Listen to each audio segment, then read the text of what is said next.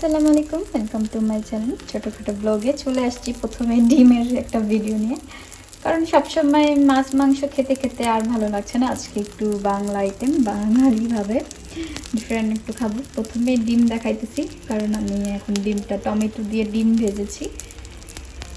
এখানে আমি নিয়ে নিয়েছি বেগুন ভেজে, বেগুন ভর্তা বানাবো।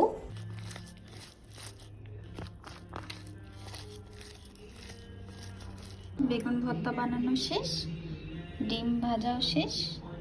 তারপর হচ্ছে এই যে আলু ভর্তা, এটা হচ্ছে মসুরির ডাল ভর্তা। এটা আমি করিনি, এটা ভাবি আসছিল, ভাবির কাছ থেকে শিখেছি, উনি বানিয়ে দিয়েছে।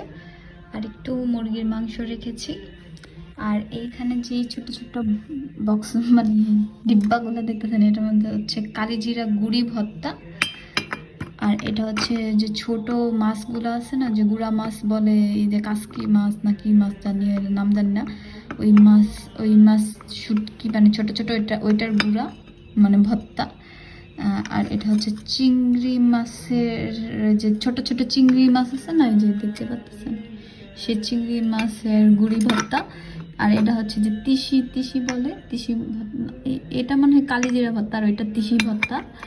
এগুলো হচ্ছে গুড়ি আইটেম। আর এই হচ্ছে আজকের মজাদার খাবার।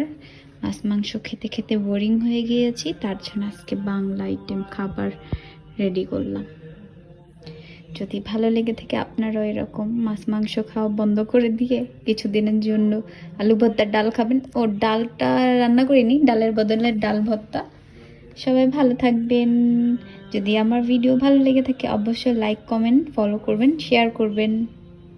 আল্লাহ হাফেজ।